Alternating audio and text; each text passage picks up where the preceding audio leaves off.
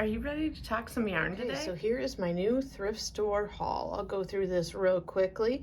I got 2 skeins of this Impeccable, the Michael's House brand, and this is in the color Folklore. $2 is kind of high for this particular thrift store, so I don't know if someone new was pricing the yarn or not, but there's no Michaels near me, and I have liked the other skeins of Impeccable I've gotten, so I did grab those. This one, had I have seen it was $2, I probably would not have purchased it just because there isn't a label, but it appears to be a full skein, and it is quite a bit bigger than that Impeccable, so that is all right. Next, I got 2 skeins of this Red Heart Classic, and it is clearly vintage, and these were 75 cents each, so we will give those a try. I got this baggie for 50 cents of this chenille yarn. It is very thick. It is not as soft as one would want a chenille, and this label has nothing to do with anything that's in here. So I will pull this out and see how many yards are in there. It may end up being more of a decor, type of thing, maybe Christmas time or something. We'll see. Next were these 2 things of yarn from Walmart. So No Boundaries, which is a Walmart brand, but it's kind of odd. Like, I have never seen that particular packaging, so if you know anything about that, please let me know.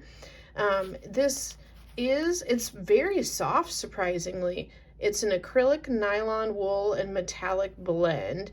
There is not a ton on this skein, 43 meters. So then there is a black one, which is slightly different. It is only 30 meters. And what is this? Nylon acrylic wool blend. So I thought maybe I would try to do some little critters or something, because these aren't really ones that I would necessarily wear myself. A little too bright. But yeah. So here's the results of my thrifted yarn. And if you also watched my crazy thrift store mystery bag unboxing, you will see a few yarns, and I did utilize a couple of them in these projects. So let's get started. The very first thing I made is this triangle scarf, and you could probably also call this a shawl. It is pretty darn big here, but I thought this would be perfect for the fall, for doing some camping. Super warm and cozy. If you wanted to, you could put some tassels on here. So this utilized the dark blue yarn that I picked up and paid $2 for. And then the stripes are from the mystery bag, and that was some Red Heart stripes. I'm not exactly sure which one it was. I will have to do a little bit of investigating on that. But yes, one giant triangle scarf or shawl be perfect for this fall. The next item I made utilized those 2 skeins of Impeccable by Loops and Threads, and this was the color Folklore. I paid $2 per each of those skeins, but I made a keyhole scarf. I will stand up here. You can take a look. You draw this portion through all of these holes and kind of adjust it how you like. So I am pretty happy with this. I'm going to actually, I believe, make a tutorial on this because I couldn't find a lot of information, and then I did find a pattern online, but I could not get that pattern to work. So the general scheme of things, where I was increasing on one side to make a long triangle, was the same, but pretty much I ended up having to change everything else. So I am pretty darn excited about this. This is a little bit brighter color than I would probably wear, but paired with a dark color, I do kind of like it. I had hoped there was enough left over to make a matching headband, but there wasn't, not an adult size one. So I did make this child size headband because I just didn't want to have that go to waste, but just the simple knot there in front. So another great fall project. I'm very happy with how this came out, and yeah, definitely be looking for a tutorial for this fall keyhole scarf from me. The next thing I made is this headband and scrunchie set. So this was that strange yarn from Walmart, and I gotta tell you, it is crazy soft. Like, I did not know if I would like it, and to be honest, this is a bit bright for me, but the softness factor is crazy. Now, if you look at this, I did have to add the bright green in here. There was green in this yarn, but this yarn was not structural enough, if that's the right term. It just wasn't hard enough, I didn't think, to hold it together well. So I did add in this green yarn from that mystery bag as well. I had just enough to make this scrunchie, like barely enough. I kind of had to fudge it a little, so it's not the fullest scrunchie you have ever seen.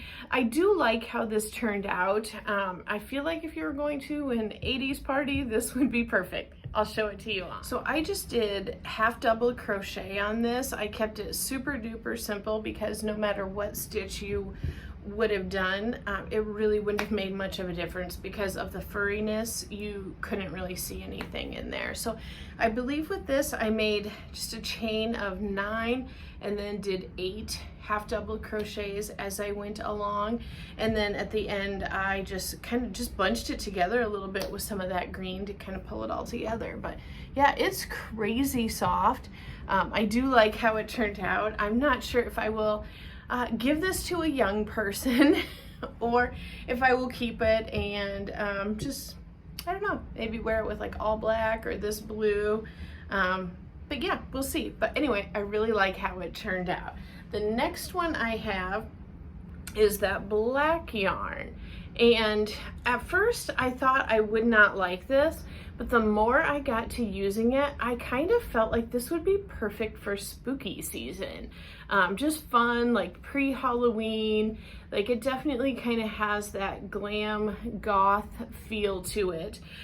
There was hardly any in this little ball of yarn, which I am assuming is why those ended up, well, they were at the thrift store when I got them, but they had clearance stickers on them from Walmart, and I think the original price was $3.47, and you would have to buy so many of them to be able to accomplish anything with it, because this was not enough to make it around. So I actually ended up having to make this back piece out of some leftover Red Heart shimmer that I had in my stash. I made a witch hat with it last year and I love it. So when October rolls around, you will get to see that. But yeah, yeah, clearly not enough to even make one tiny little headband. I think I did like probably 10 half double crochets or single crochets on this. And then up here at the front, when I was done, I literally just took a piece of this black Red Heart shimmer and wove it through and cinched it up to, you know, make that little bit of a gather. I like mine gathered. I don't always like it straight across on me, just the way my face looks. Anyway, I'll show you this on. So super warm and cozy. It is not quite as soft as that aqua blue one, that 80s looking one, but yeah, I really like how it turned out, and I think I will pair this with some of my black and gray stuff, and come this fall, I think I'll actually really enjoy wearing it, which is funny because when I bought the yarn, it was one of my least favorites, but after the projects are done, it turned out to be one of my favorites. So the very last thing that I made was with those 2 skeins of the Red Heart Super Saver, and I don't know how well this will look on camera, but I made a cat bed.